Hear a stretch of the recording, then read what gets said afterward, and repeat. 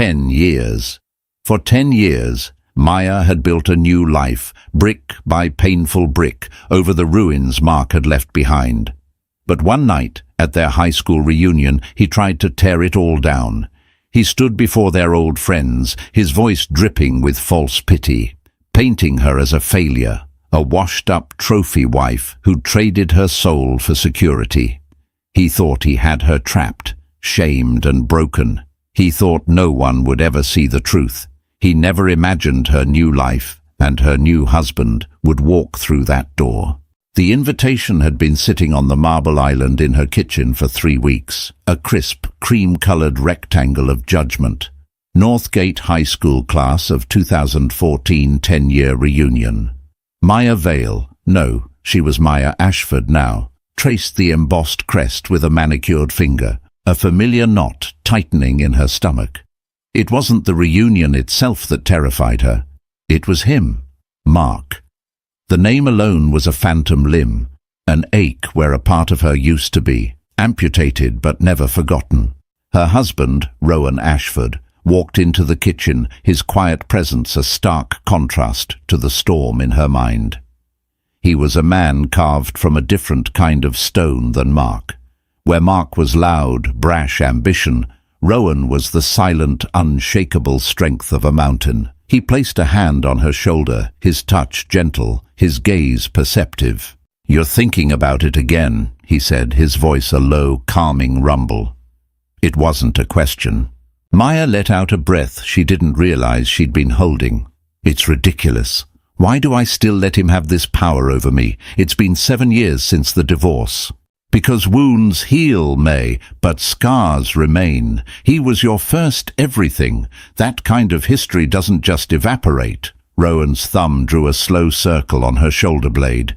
He understood, more than anyone, the intricate web of her past. He knew the story Mark told the world, the ambitious young lawyer and his supportive, simple wife who just couldn't keep up. But Rowan knew the truth, the constant belittling, the gaslighting, the way Mark had systematically dismantled her confidence until she felt like a ghost in her own life. "I don't want to go," she whispered, turning to face him. His eyes, the color of warm whiskey, held no judgment, only a deep, unwavering affection that still, after 4 years of marriage, sometimes felt too good to be true. "Then we won't," he said simply. That was the thing about Rowan. He never pushed. He offered sanctuary, a quiet place for her to land. It was that very quality that made her want to be stronger. "No, I have to.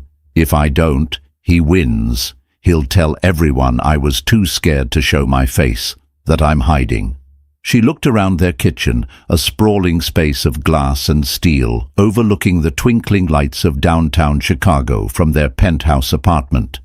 "He'll say I'm hiding in my gilded cage." The phrase was a direct quote from Mark's last email, a venomous diatribe sent after he'd learned of her engagement to Rowan, a man whose net worth eclipsed Mark's wildest ambitions. Mark had built a successful career as a high-profile litigator, but Rowan Ashford owned the kind of generational wealth that made men like Mark feel small, and Mark hated feeling small. "What he says is a reflection of him, not you," Rowan murmured, pulling her into a gentle embrace. She breathed in his scent, sandalwood and clean linen, a world away from Mark's cloying, expensive cologne that always smelled of insecurity. "Intellectually, I know that," she said, her voice muffled against his chest. "But emotionally, I'm still that 24-year-old girl who believed everything he said about me. That I was lucky to have him. That I wasn't smart enough, or ambitious enough, or interesting enough on my own."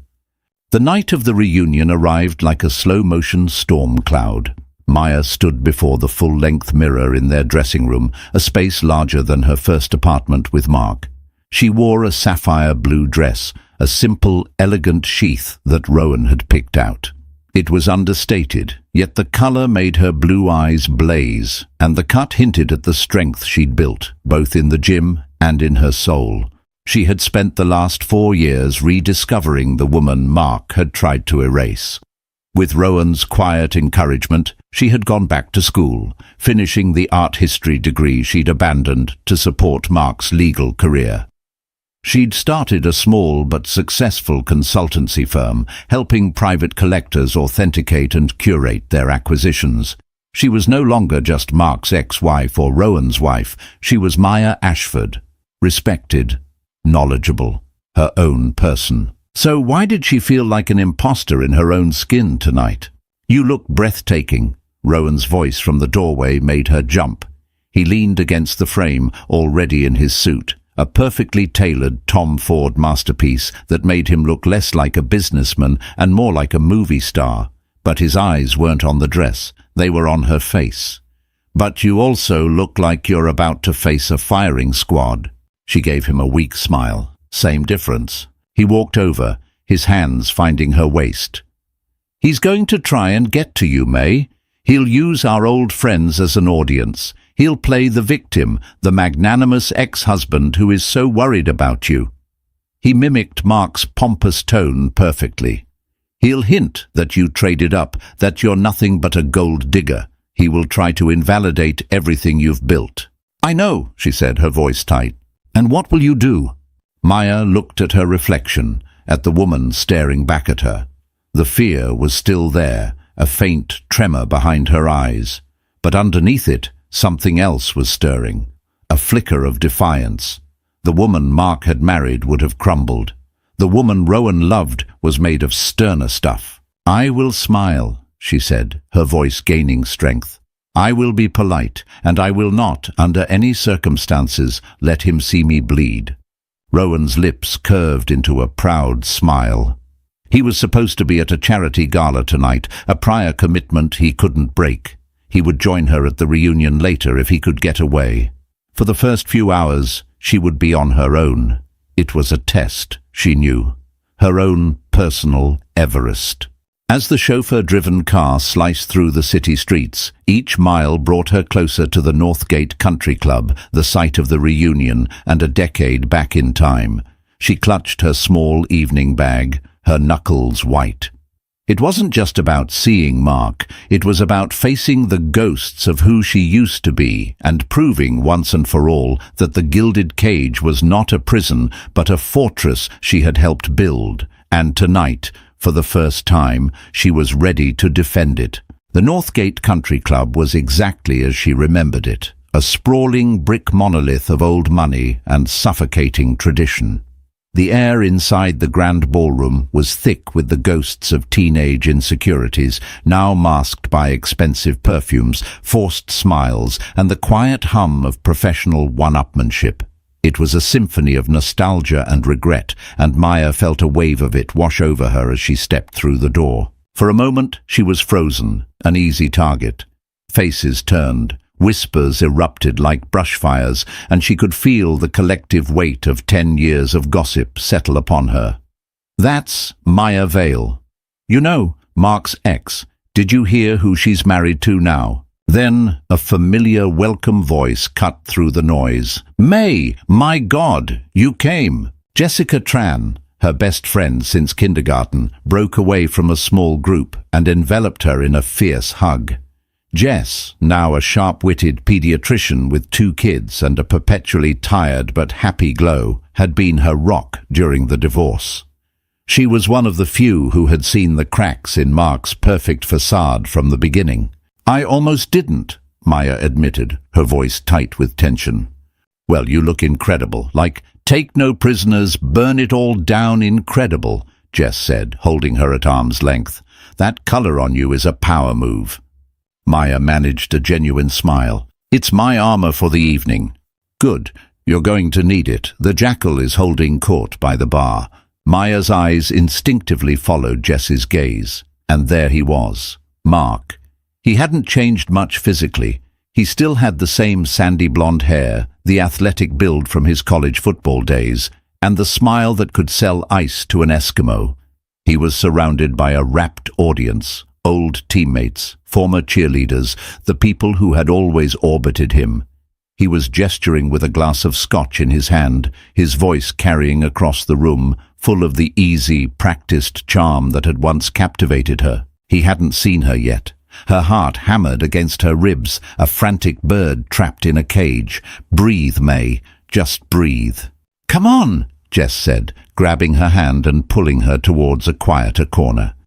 "Let's get a drink in you, and you can tell me all about that art deal in Florence. I need to live vicariously through someone who doesn't spend her days looking at pictures of rashes." For the next hour, Maya managed to exist in a carefully constructed bubble. She and Jess reconnected with a few genuinely kind people from their past. Nerdy, sweet David Chen, now a successful app developer, and quiet, artistic Sarah Bell, who owned a thriving floral design business. The conversations were light, safe. They talked about careers, families, the absurdity of getting older. Maya found herself slowly relaxing, the knot in her stomach loosening its death grip. Maybe this wouldn't be so bad. Maybe he would just ignore her. It was a foolish hope. She saw the exact moment he noticed her. His smile faltered for a fraction of a second. His eyes, the pale, chilly blue she once thought were so beautiful, narrowed slightly. A predator spotting its prey. He excused himself from his group, his movements smooth and deliberate as he began to weave his way through the crowd towards her. Jess squeezed her arm. "Showtime," she muttered under her breath. "Remember who you are." Maya squared her shoulders, her fingers tightening around the cool glass of her sparkling water. She would not run. She would not hide. "Maya, I almost didn't recognize you," Mark said, stopping in front of them. His voice was a silken sheath over a blade. His eyes did a slow, deliberate sweep of her body, from her designer heels to her simple pearl earrings, lingering for a moment on the sapphire and diamond ring Rowan had given her. It was a look designed to be both appreciative and dismissive, as if he were appraising livestock. "You clean up well." It was the same backhanded compliment he'd used for years. "You look nice tonight, May. It's amazing what a little effort can do." The old Maya would have flushed and stammered. The new Maya met his gaze without flinching. "Hello, Mark. You haven't changed at all."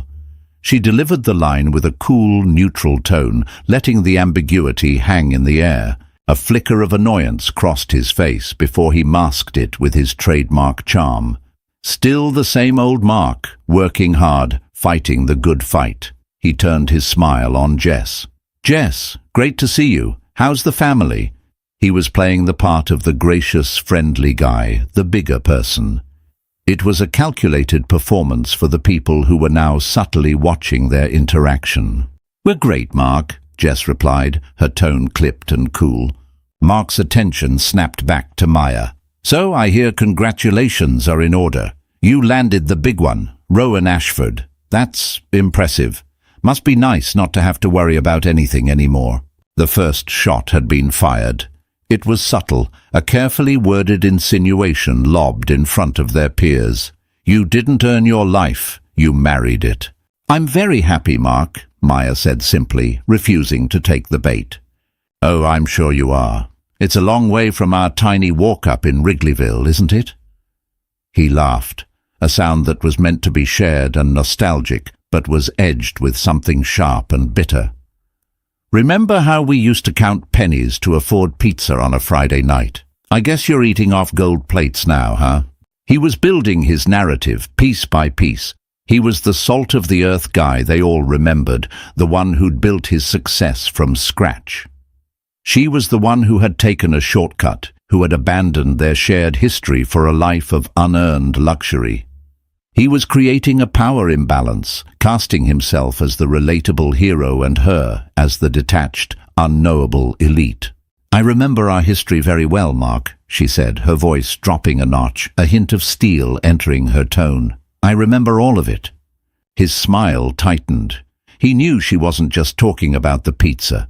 She was talking about the nights she'd stayed up typing his briefs, the promising job interviews she'd turned down so she could support his dreams, the inheritance from her grandmother that had paid for his bar exam fees, an investment he had long since forgotten to mention. He was about to retort when someone clapped him on the shoulder. It was Tom Riley, the former quarterback and one of Mark's closest acolytes. "Mark, buddy, we're about to do toasts. You've got to say a few words." Mark's face lit up.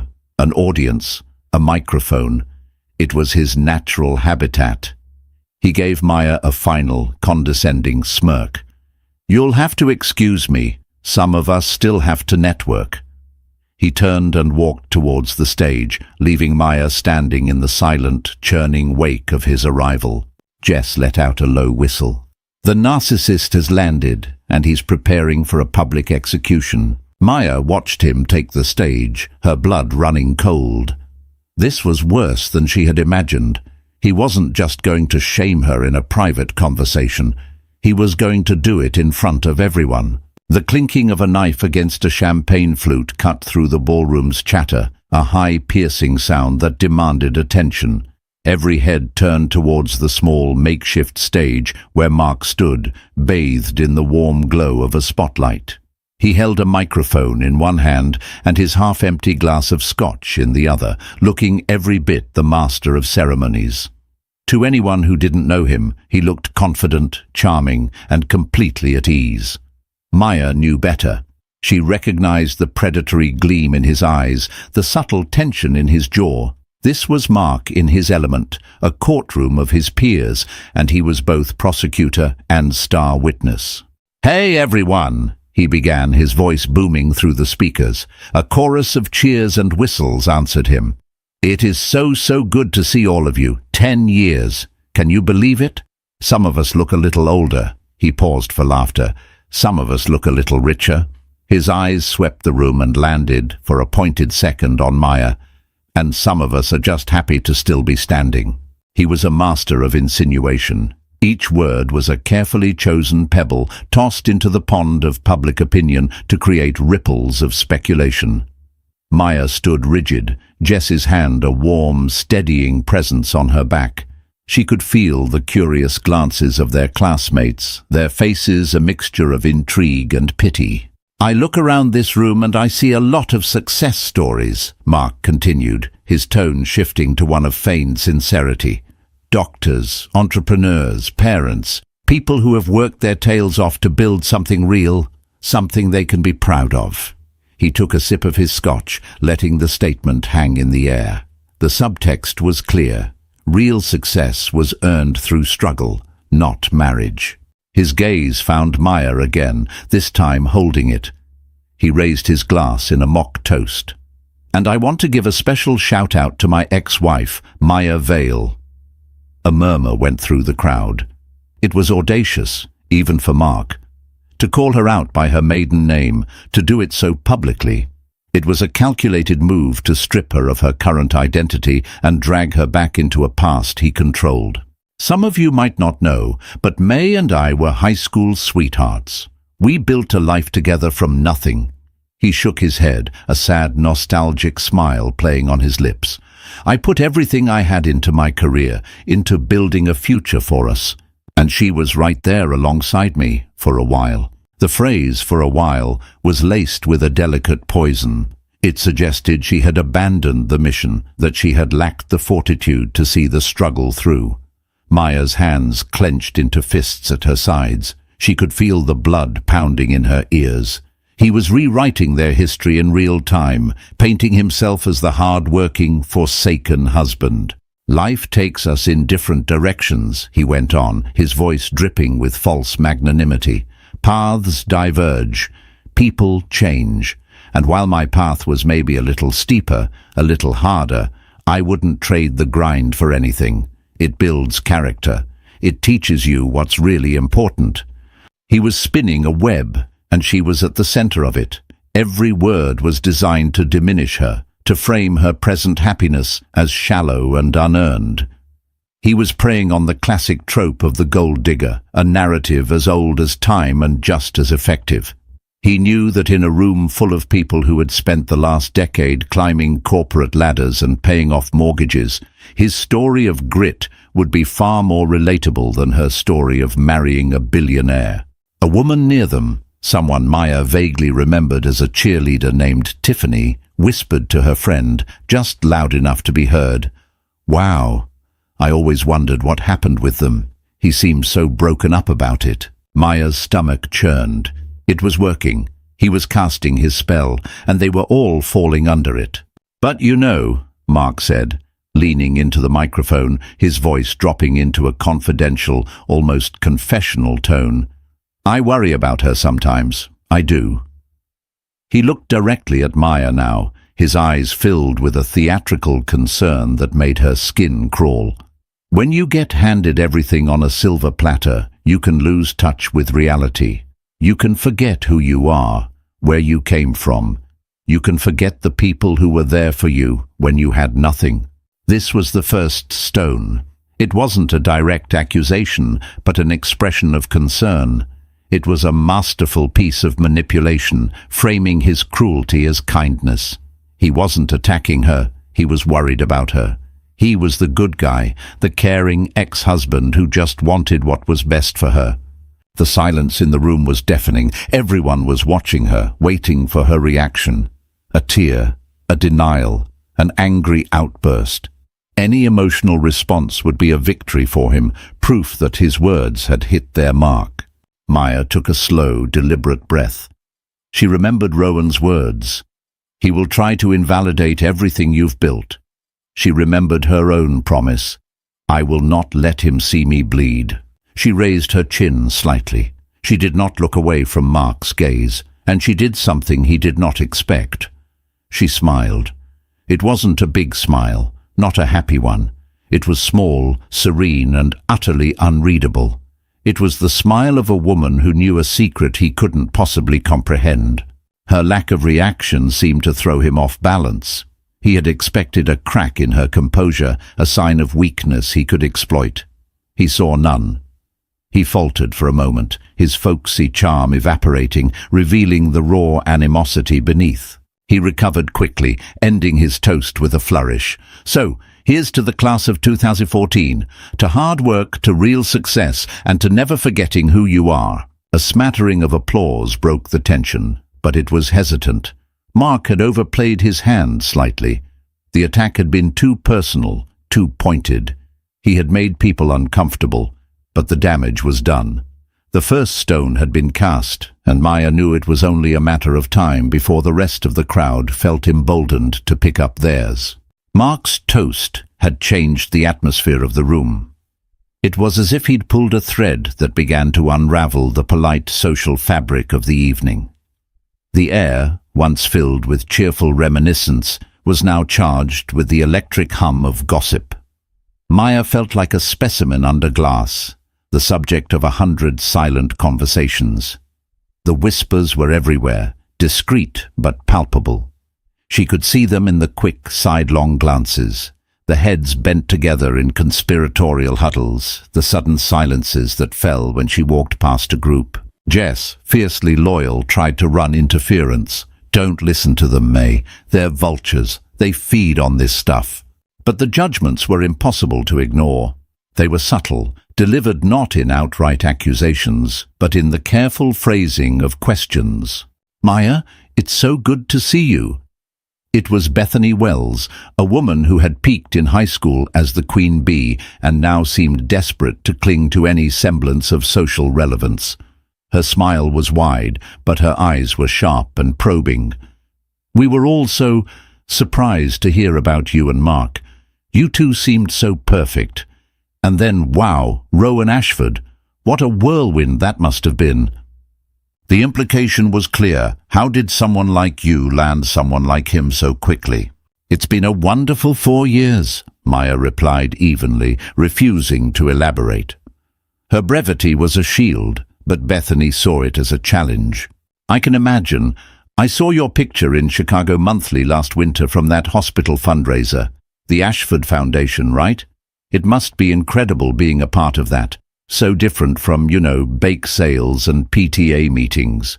Bethany's laugh was brittle. It was a classic mean girl tactic. Feign admiration while simultaneously highlighting their perceived differences to create a sense of otherness. She was reminding everyone that Maya no longer belonged to their world. Before Maya could respond, Scott Peterson, one of Mark's former football buddies, sauntered over, a beer in his hand and a smug look on his face. "Vale! Or Ashford, I guess. Mark was just telling us about the old days. Man, we were broke back then. But we had fun, didn't we? Nothing beats earning your first real paycheck, you know. He clapped Mark, who had conveniently reappeared on the back. This guy's a killer in the courtroom. Built his firm from the ground up. You must be so proud of him. The question was a deliberate jab designed to force her into an awkward position. If she agreed, she validated Mark. If she disagreed, she looked bitter. Mark's ambition was always one of his defining qualities, she said, her voice a carefully polished surface. It was the truth, but stripped of any warmth. Mark draped an arm around Scott's shoulders, playing the part of the magnanimous leader. "Oh, that's ancient history, Scotty. We've all moved on to bigger and better things." He looked at Maya. "Some of us just had to climb a taller ladder to get there." The whispers grew louder, the judgments more pronounced. Each interaction was a small paper cut, insignificant on its own, but collectively they were beginning to bleed her resolve. Mark had successfully poisoned the well. He had framed the narrative, and now his allies were reinforcing it. They saw him as the self-made man, the relatable guy from their shared past. They saw her as an outsider who had cashed in her ticket for an easy life. The most painful part was the silence of those who should have known better. People she had considered friends, people who had been to her and Mark's first apartment, who had seen her working 2 jobs to support them while he was in law school. They now stood by, their faces averted, unwilling to challenge Mark's version of events. Their silence was a form of complicity, a quiet endorsement of his cruelty. It fed her deepest fear, that Mark had been right all along, that she was forgettable, insignificant, her contributions easily erased from history. She retreated to a small, empty table in the corner, needing a moment to breathe. The ballroom felt like it was closing in on her, the cheerful music a mocking counterpoint to the turmoil in her chest. She watched Mark work the room, laughing, shaking hands, accepting pats on the back. He was glowing with a victor's confidence. He was not just shaming her, he was rallying support, solidifying his social standing at her expense. This was his hidden motive, she realized. It wasn't just about hurting her, it was about power. In their small shared world of Northgate High alumni, he was re-establishing his dominance. He was settling a score that had nothing to do with their marriage and everything to do with his own fragile ego, which had been wounded by her marrying a man far more successful than he could ever hope to be. A figure approached her table, and she braced herself for another assault. But it was David Chen, the quiet tech developer from earlier. He held 2 bottles of water, offering one to her. I thought you might need this," he said, his eyes kind. "He's being a real jerk." Tears pricked Maya's eyes, a sudden sharp sting of gratitude. "Thank you, David. I remember how you used to help me with my calculus homework in the library, even when you were swamped with your own stuff," he said, sitting down. "And I remember you spotting me $20 for a concert ticket when my dad had cut off my allowance. You were always one of the good ones, May."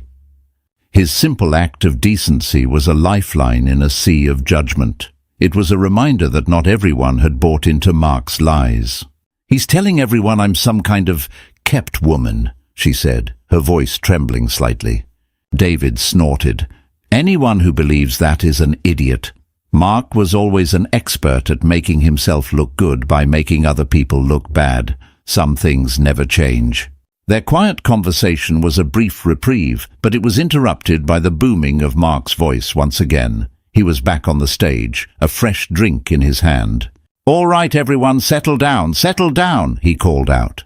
"A few of us were just talking, and we thought it would be fun to share some where are they now stories. But let's make it interesting. Let's talk about our biggest failure on the road to success, because that's where the real learning happens, right?" His eyes found Maya across the room, and a slow, cruel smile spread across his face. He was raising the stakes, preparing to deliver the killing blow. He was going to turn her life into a cautionary tale. Mark's new game was a masterstroke of psychological warfare. By framing it as a discussion of failure, he gave himself license to be brutally personal under the guise of honest reflection.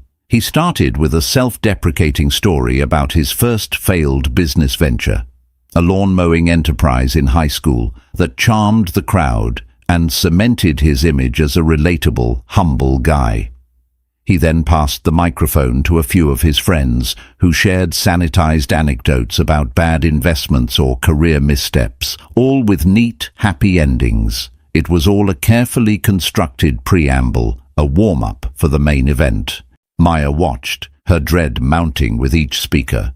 She knew the microphone was moving with purpose, a weapon being passed from hand to hand until it reached its intended target. The room was a pressure cooker, and she was at its center. Finally, Mark reclaimed the stage. "This has been great, guys. A real lesson in resilience." He paused, his expression shifting to one of deep, sorrowful contemplation. "But it gets me thinking about a different kind of failure. Not a business failure, but a personal one." He looked out over the crowd, his gaze sweeping past Maya as if he were just speaking to the room at large, but the focus of his energy was unmistakable. "You can have all the success in the world, but it doesn't mean much if you lose yourself along the way. I once knew someone who had so much potential, so much light. She was an artist, brilliant. She could have done anything." Maya's breath hitched. He was talking about her. He was talking about the paintings she used to create, the passion she had poured onto canvases in the small studio apartment they once shared. The passion he had first encouraged, then slowly, methodically extinguished with his criticism and indifference. "But she got scared," Mark continued, his voice resonating with pity. "She let her fear of failure paralyze her. She gave up on her dreams. She chose the easy path. A comfortable life, a beautiful home, but at what cost? What happens when you trade your soul for security?" The words struck her with the force of a physical blow. It was the exact narrative he had used to control her for years. He had convinced her that her art was a childish hobby, that her ambitions were unrealistic, and that her only real value was in supporting his. Now, he was presenting this distorted reality as a tragic tale of her own making. He was erasing his role as the architect of her insecurity and recasting himself as the mournful witness to her downfall. He was unraveling her thread by thread in front of everyone they had ever known. "And the saddest part," he said, his voice dropping to a near whisper, "is that I don't think she even realizes what she's lost. She's living in a beautiful gilded cage, but she's forgotten how to fly." He finally turned his gaze directly to her, his eyes filled with a chilling mixture of pity and contempt. "I see her now, and all I see is a ghost of the girl I used to know. And that, my friends, is a tragedy." Silence, thick, suffocating silence. He had done it. He had painted her as a hollow shell, a failure not of career, but of character, a woman who had sold her very essence for a life of luxury. It was a perfect, damning portrait, and in the shocked, pitying faces of her classmates, she could see that they believed him. The carefully constructed walls of her composure began to crumble. The sapphire dress felt like a costume, her confidence a fragile mask. Underneath, she was that 24-year-old girl again, the one who looked in the mirror and saw only what Mark told her was there. Not enough. Never enough. The room began to spin, the faces blurring into a kaleidoscope of judgment. The whispers were no longer whispers, they were a roar in her ears. Gold digger, failure, empty, ghost. Jess grabbed her hand, her knuckles white. "May, breathe! He's lying! It's all lies!" But the lies were so potent because they were built around a kernel of her own buried fears. Had she taken the easy way out? Was her life with Rowan, as wonderful and loving as it was, a beautiful distraction from her own abandoned potential? Mark's poison was working because it was activating a poison she had been carrying inside herself for years. He had won. He had stripped her bare, exposed her deepest insecurities, and invalidated her entire existence in less than 5 minutes. He stepped off the stage, not looking at her, his work complete. He was immediately surrounded by sympathetic friends, offering him a consoling pat on the shoulder, their expressions confirming that they saw him as the noble, wounded party. Maya felt a desperate need to flee, to run from the room, from the pitying stares, from the suffocating weight of Mark's narrative. She took a half-step towards the exit, her vision tunneling. And then, the grand ballroom doors at the far end of the room swung open. A man stepped inside. He wasn't loud or ostentatious, but his presence seemed to suck the very air out of the room. He was tall and impeccably dressed, but it was the aura of quiet, unshakable authority that commanded instant attention. He stood for a moment, his whiskey-colored eyes scanning the crowd with a calm, discerning intelligence. He wasn't looking for anyone in particular, but the room's entire social ecosystem seemed to shift and recalibrate around him. The whispers started again, but this time they were different. They were not filled with gossip and judgment, but with awe and disbelief. "Is that— Oh my God, it is! That's Rowan Ashford!" He saw her. Across the crowded room, his eyes found hers. The noise, the judgment, the crushing weight of Mark's words, it all seemed to fade into the background. He didn't smile. He didn't need to. His gaze was a lifeline, a silent promise. "I'm here." He began to walk towards her, his stride unhurried and deliberate. The crowd parted for him like the Red Sea. Mark, in the middle of his circle of sympathizers, turned to see what had caused the commotion. His face, flushed with victory just moments before, went slack. The color drained from it, leaving behind a pasty, shocked pallor. The hunter had just realized that a much larger, more dangerous predator had entered his territory. Rowan's entrance was not an arrival. It was an event. He moved through the ballroom with an economy of motion that bespoke a man utterly comfortable in his own skin, a man for whom rooms like this were not a stage for performance, but simply a space to be occupied. The collective gaze of the Northgate High alumni followed him, a ripple of silent awe and frantic reassessment spreading through the crowd. This was not just a successful man. This was a different echelon of existence, a name they read in the Wall Street Journal, not in the local paper. Mark and his coterie were frozen mid-sentence, their self-congratulatory bubble instantly burst. Mark's face was a canvas of conflicting emotions, disbelief, fury, and a sudden, stark awareness of his own provincial status. He, who had just spent the last hour meticulously crafting his image as the self-made king of their small pond, was now face to face with an ocean. Rowan didn't so much as glance in Mark's direction. His focus was entirely on Maya. As he drew closer, he saw the tremor in her hands, the sheen of unshed tears in her eyes, the fragile way she held herself together. His expression, which had been neutral and observant, softened with a deep, protective tenderness that was meant only for her. He reached her and, without a word, took her hand. His fingers were warm and strong, a solid anchor in her swirling sea of panic. He lifted her hand to his lips and pressed a gentle kiss to her knuckles, a small, intimate gesture that was somehow more powerful and declarative in this public space than any grand pronouncement. "I'm sorry I'm late," he said, his voice low and for her ears only. The gala was interminable. "Rowan," she breathed, his name a prayer of relief. "What are you doing here?" "You're my wife," he answered simply, as if that were the only explanation necessary in the world. He turned his attention to Jess. "Jessica, it's good to see you." "You too, Rowan," Jess said, her eyes wide with a mixture of shock and admiration. "Your timing is impeccable." Rowan's gaze finally drifted from Maya, sweeping over the room. He took in the stunned faces, the awkward silence, and then, finally, he allowed his eyes to land on Mark. He didn't glare. He didn't glower. He simply looked. It was a calm, appraising gaze, the kind a geologist might give a common rock.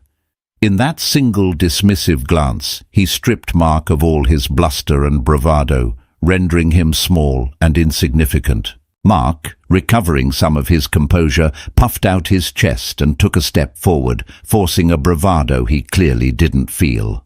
"Ashford, I'm Mark Reynolds, Maya's ex-husband. We haven't been formally introduced." He stuck out his hand, a desperate attempt to assert some form of equality, to prove he belonged in the same ring.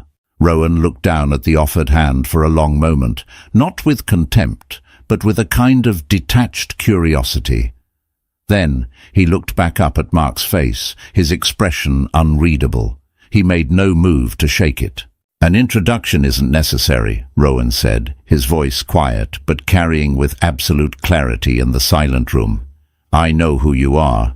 The simple statement was devastating. It implied a history, a knowledge that went beyond a simple name. The hand Mark had offered hung in the air for a painful second before he awkwardly let it drop to his side. A flush of angry humiliation crept up his neck. Rowan turned his body slightly, creating a subtle but unmistakable barrier between Mark and Maya.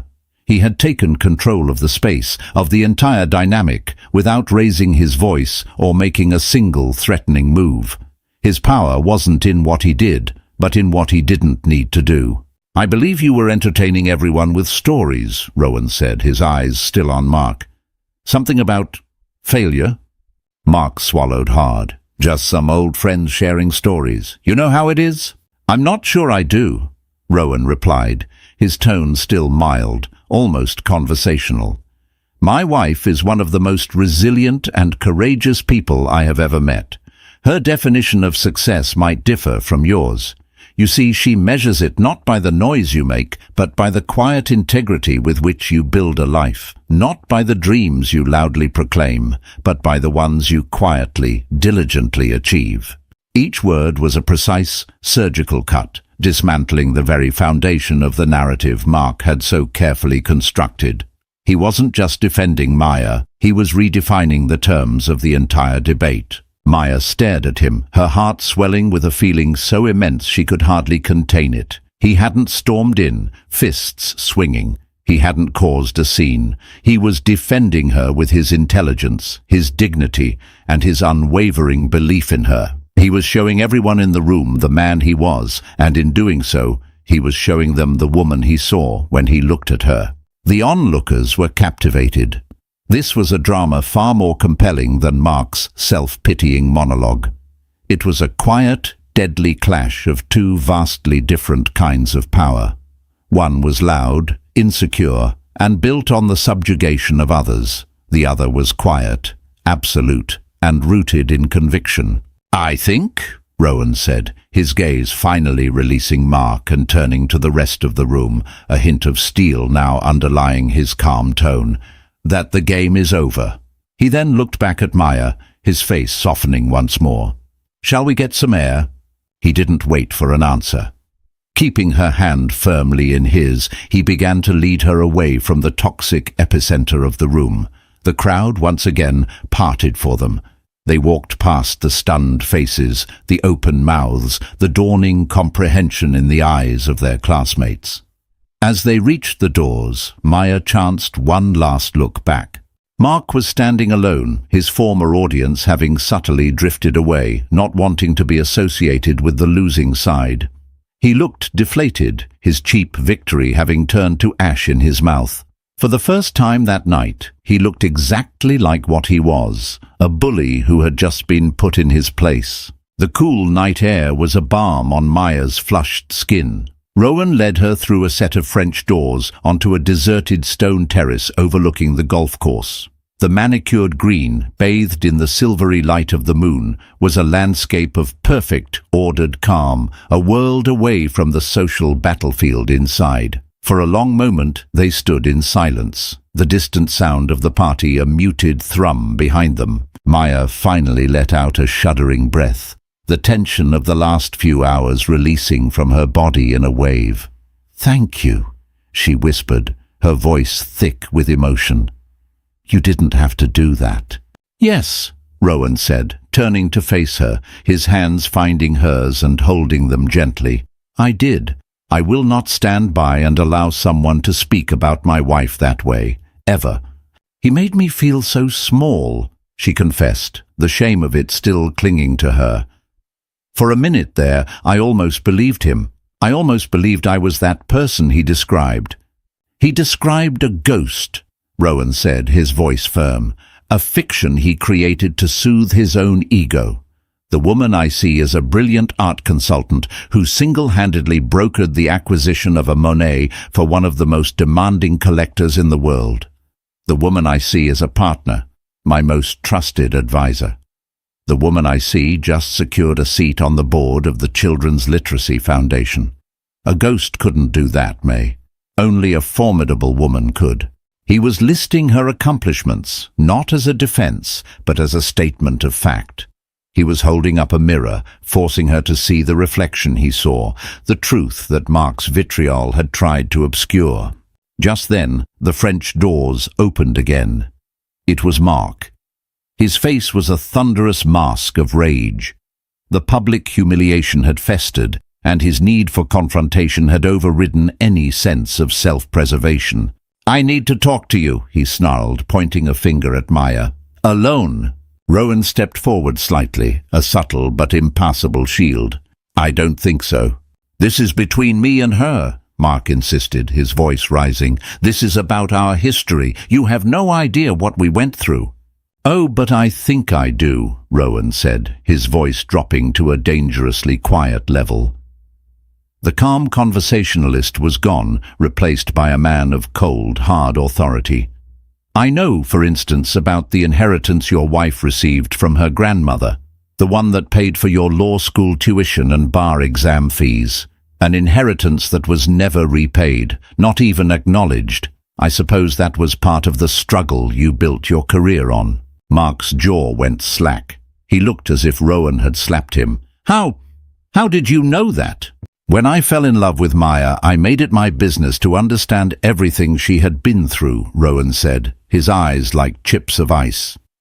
"I know about the job offer she had from the Art Institute of Chicago, the one you convinced her to turn down because it would have required her to travel, and you needed her home to type your briefs and host dinners for your partners. You called it a sacrifice for our future. An interesting term for sabotaging your wife's career to advance your own." Maya stared at Rowan, stunned. She had told him these things, of course, in quiet, tearful confessions over the years, but to hear them laid out so clinically, so factually, as evidence in a case against Mark, it was breathtaking. Rowan hadn't just listened to her pain, he had catalogued the injustices. "And I know," Rowan continued, his voice relentless, "that after your first big case, when you bought yourself a Porsche, you told Maya there wasn't enough money left for her to take the master's program she'd been accepted to, even though the tuition was less than a quarter of the price of your car." Mark was pale, stumbling backwards a step.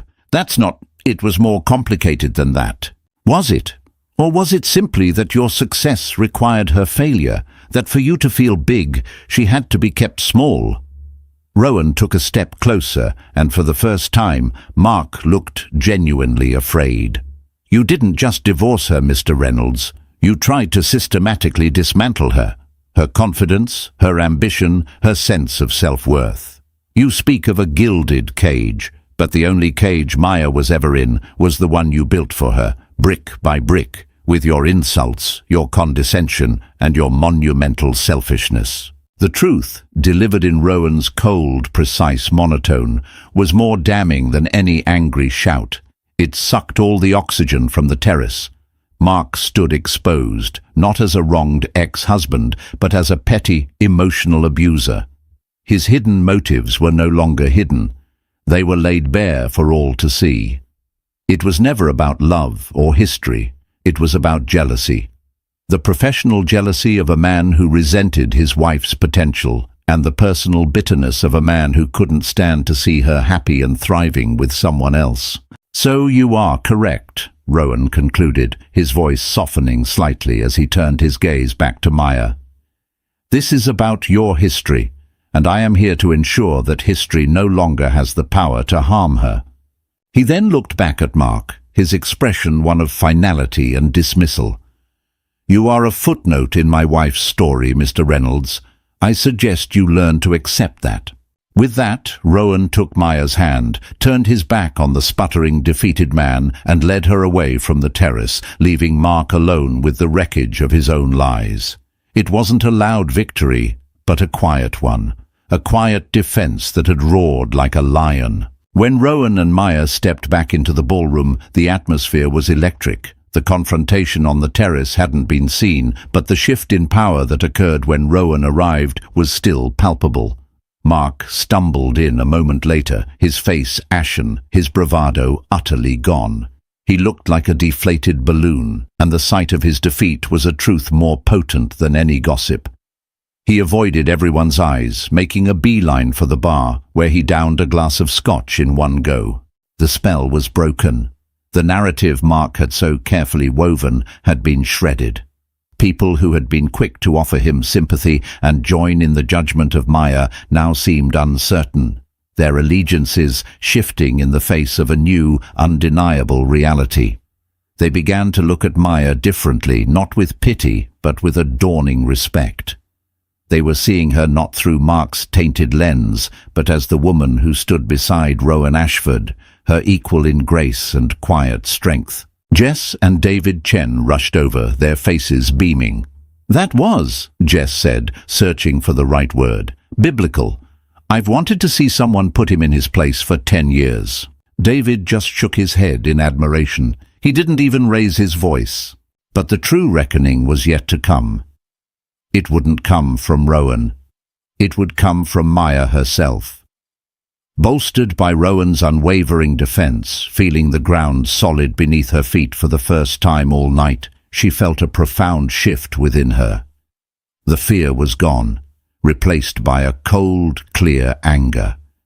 An anger not just at Mark, but at herself, forever letting him convince her she was less than she was. She saw Bethany Wells and Scott Peterson, two of Mark's most vocal supporters, huddled near the hors d'oeuvres table, casting nervous glances in her direction. The old Maya would have ignored them, would have been content with her private victory. The new Maya, the woman Rowan saw, walked directly towards them. They fell silent as she approached, their discomfort obvious. "Bethany," Maya began, her voice calm and steady. "You mentioned earlier how different my life must be now. You're right, it is. For instance, my husband doesn't see my dreams as a threat to his own. He doesn't tell me my passions are foolish hobbies. He celebrates my success instead of trying to sabotage it. That's the primary difference, not the money." Bethany's face flushed a deep, mottled red. She opened her mouth to speak, but no words came out. Maya then turned to Scott. "And Scott, you said you were proud of Mark for building his firm from the ground up. You should know, the seed money for that firm came from my grandmother's inheritance, an investment I made in him because I believed in him. An investment he conveniently forgets to mention when he's telling his heroic origin story." Scott looked at the floor, at the ceiling, anywhere but at Maya. The truth of her words, delivered without malice but with unshakable conviction, had the undeniable ring of authenticity. She wasn't finished. Her voice rose slightly, not in a shout, but enough to draw the attention of those standing nearby. "For years, I let Mark define me. I let his voice become the only voice I could hear in my head.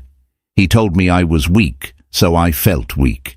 He told me I was nothing without him, and I believed him." She looked across the room at Mark, who was watching the scene unfold, trapped and powerless.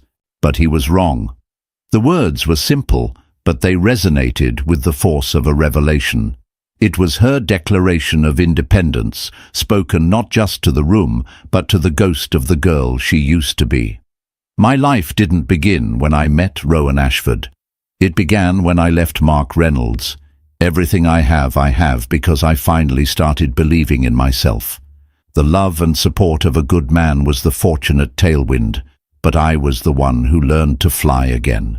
Her speech was met with a stunned silence. She had not only defended herself, she had reclaimed her own story. She had taken the ugly, twisted narrative Mark had created and set it on fire. In its place, she had offered them the truth, and it was far more compelling. The reckoning was quiet, but absolute.